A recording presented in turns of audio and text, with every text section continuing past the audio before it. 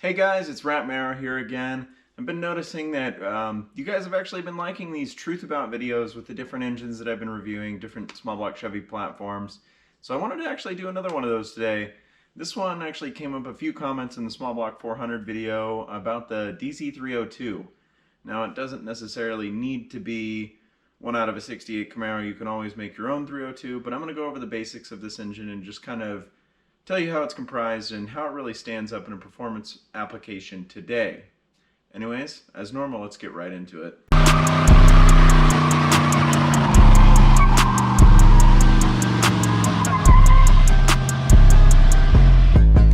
So the Small Block Chevy 302 is a little bit of an interesting engine in comparison to the other ones I've made these truth about videos for. For example, I made the Small Block 400 and the Small Block 327 videos.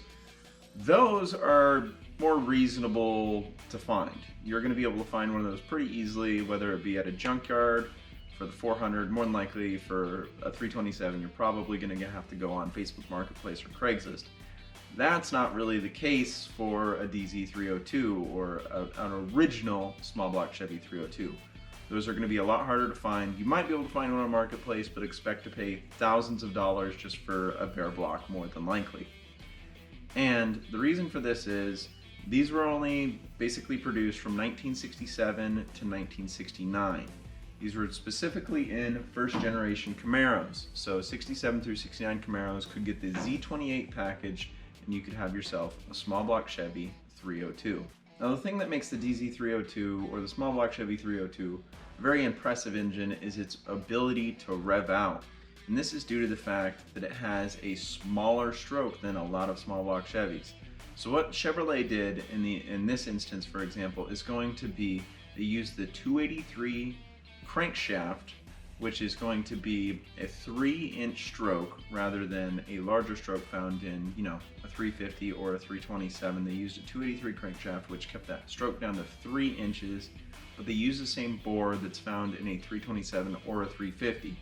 What this does is it allows for the engine to spin at a higher RPM with reduced piston speed, because as the piston goes up and down, if it has a longer stroke, it has to travel further than it would if it had a shorter stroke. So keeping this smaller stroke engine, or the smaller stroke crankshaft I should say, allows for the engine to rev higher a bit safer. And the reason that Chevrolet even made these 302s was to compete in a SCCA Trans Am series, and they had to put these in some sort of car so that they could compete as basically a homologation requirement, because those engines were, in that racing series specifically, were limited to 305 cubic inches. So that's why we ended up with the DZ302. So the DZ302 is actually a pretty underrated engine from the factory in these 67 to 69 Z28 Camaros. And the reason I say that is it was only rated at 290 horsepower at 5,800 RPMs. Even the SS model was actually rated a bit higher than that. Now that's not to say that it actually made 290 horsepower, because we well know that these engines rev out a lot higher than 5,800 RPMs. This was due to a solid flat tappet camshaft that essentially allowed these engines to sometimes even rev out to about 8,000 RPMs. Granted, probably don't want to rev it out that high if you have an original DZ302. You can if you want to, if you got the money for that, sure, why not? But yes, they did make quite a bit more horsepower than they were initially advertised, usually clocking in right under 400 horsepower. 370, 380 area is actually about what they made on the dyno. And the thing that made the small block Chevy 302 such a potent engine is the fact that it had 11:1 compression ratio, had a solid flat tappet camshaft, aka called the Duntov 3030. You can still technically get reproductions of this cam today, and it had a fully forged rotating assembly, enabling it to basically pretty much safely spin past 7,000 RPMs, even up to 8,000 RPMs. That's what made this such a potent small block. And by today's standards, the 11.5:1 compression ratio unfortunately would not run on just pump gas, premium pump gas. It wouldn't happen. So if you are looking to build something along the lines of your own sort of small block Chevy 302, the 11:1 compression ratio might not be very suitable, but back in the day it was a very potent engine and posed a lot of threat on the street realistically. Now, of course, this 380, 370 horsepower or so that these actually did make back in the day is super improvable with today's modern technology. For instance, we have now aluminum heads, we have roller camshafts, roller rockers, basically a whole bunch of different stuff that we can do to improve this, as well as different intake designs.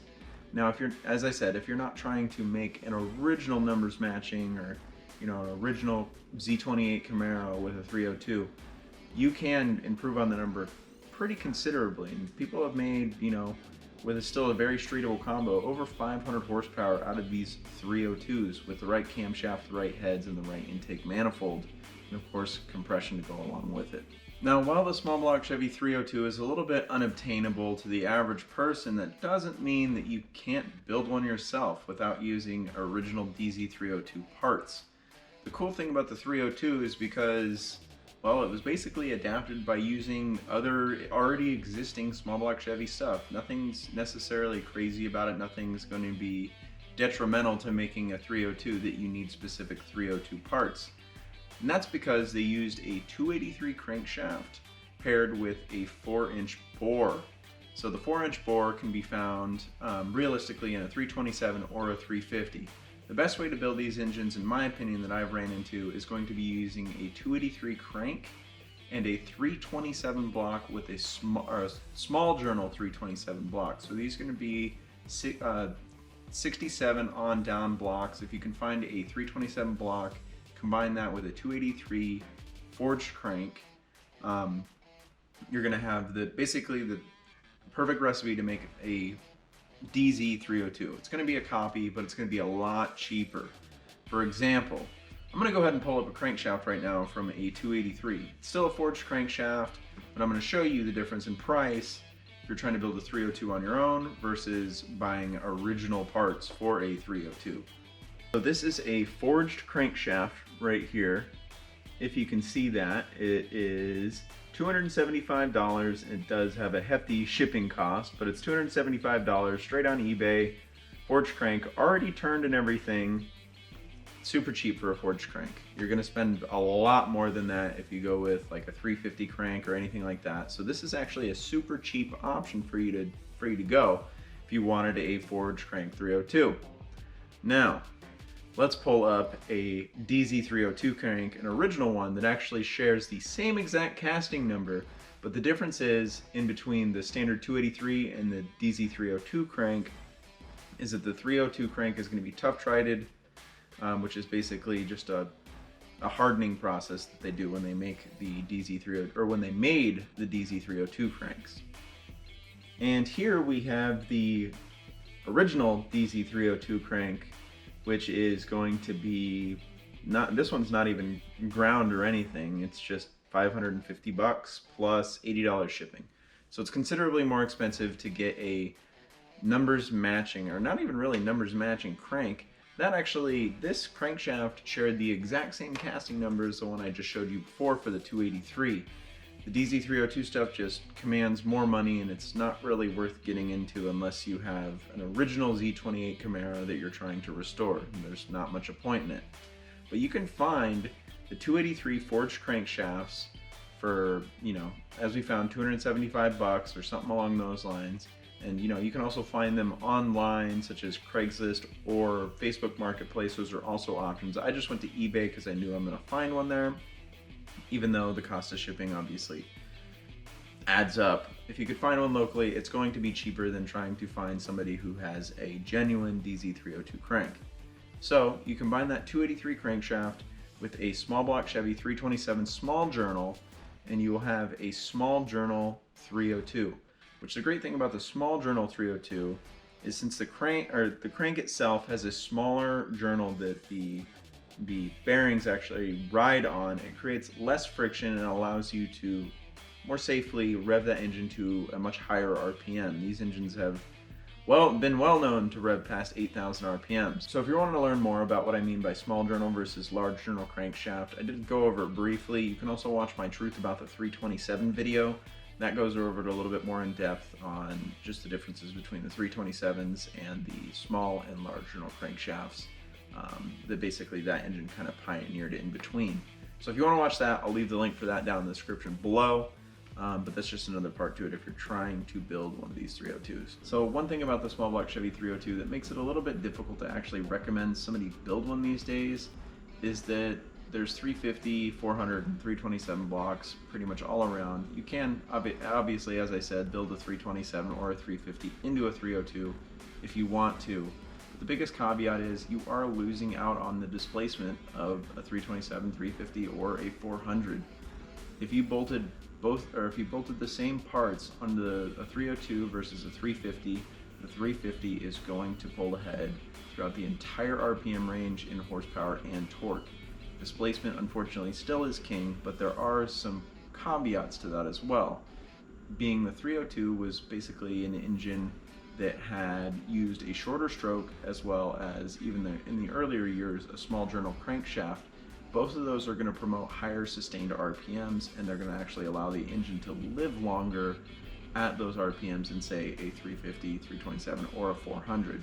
Just because of that shorter stroke, you keep the piston speed down, and if you use a small journal crankshaft with a 302, it also alleviates a little bit of wear and tear on the crankshaft bearings.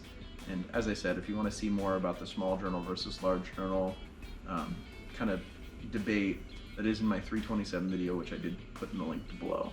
Without further ado, let's go ahead and watch a DZ302 Camaro rip down the drag strip.